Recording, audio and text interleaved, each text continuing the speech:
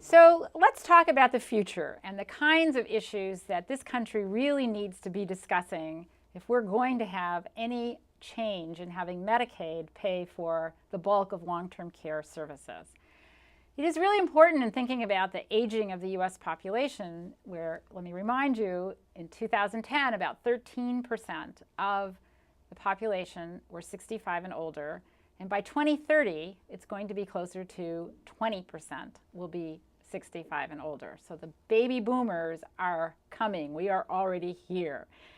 And between this aging population and the fact that there is increasing awareness of the needs for long-term care as more baby boomers have been taking care of their parents, and they're aware not only of the needs but the costs of long-term care services, I think there will be increasing public interest in creating a better public program for long-term care.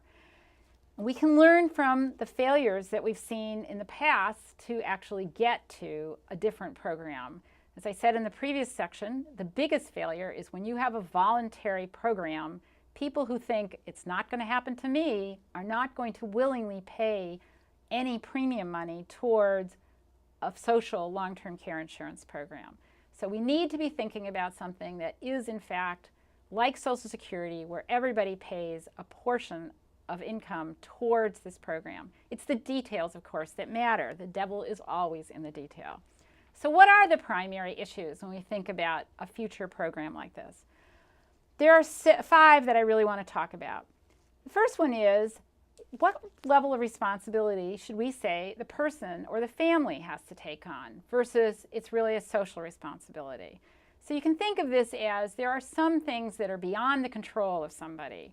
They couldn't possibly have any responsibility for the fact that they need long-term care services. We have that attitude generally with children, where, as I remind you, 3/4 of all children under the age of 18 who are in need of long-term care services were born with the problem that requires these services. So there, it's pretty easy to say, okay, that's a social responsibility. But part of the distinction between what's a personal responsibility, what's social responsibility, involves also having incentives for people to be saving up some amount of money to help pay for these long-term care services. So this pretty quickly gets us into thinking about the second issue, which is this a program that really involves welfare assistance, that is, assistance for people with incomes below some threshold, or some maximum, or is this an entitlement for everybody, where if you have, let's say, more than 3 of these activities of daily living needs, that you will in fact get help, or if your needs level is very severe, you will get help, regardless of what your income is. So this personal social responsibility, is this really assistance for people who have low incomes, or is this an entitlement for everybody who has very high needs, clearly comes into thinking about how do we structure a long-term care social insurance program. Another issue which has come up, and rightly so, has to do with, is this something that should be financed or at least overseen at the local level, where you can imagine that people have a better idea of the kinds of facilities available near where they live? Or is this something where you want to say, really, this involves a national level of financing, because we know that higher income people live in certain parts of the United States and not others, but then we will leave it to local communities or states, sub-state levels, for figuring out the coordination and the oversight of that care, because it's simply closer to where the care is being provided. This also relates to the fourth issue that we need to think more about, and that is coordinating with other programs. So it's coordinating with other types of health insurance, whether you're under 65 and you have private health insurance, or whether it's Medicare because you're 65 and older, or you're a Medicare beneficiary. But there are other programs as well related to long-term care services, such as housing or income support, transportation. We could do a much better job in the next 20, 30 years of coordinating how we provide long-term care services with housing, transportation, income support, so that in fact the total amount of money that we're spending would be less than if we think about these as individual siloed areas of social policy. Probably the most important issue, however, in thinking about how do we have a long-term care insurance program in the future is to talk about the financing of such a program and to make sure that it is sustainable financially in the future. So we've learned that if we have a voluntary program, it's likely not to work. So if we think about this as a social insurance program where everybody participates, then what we need to be thinking about is a pre-funding mechanism, perhaps something that looks like a payroll tax, or we call it a premium, or we call it a contribution, but it is a percentage of people's income that pays for this program, rather than a pay-as-you-go kind of financing model, which is the financing model behind Social Security and Medicare Part A. The problem with pay-as-you-go financing models is that it shifts expenditures to the next generation, or generations in this case, and there is a real incentive for politicians to say, well, this is going to happen in the future, so we're going to simply pay more now for these services because younger people will be able to pay more later. But in fact, that makes younger people very uneasy, I think correctly, that this program will be there when they need help with paying for long-term care services.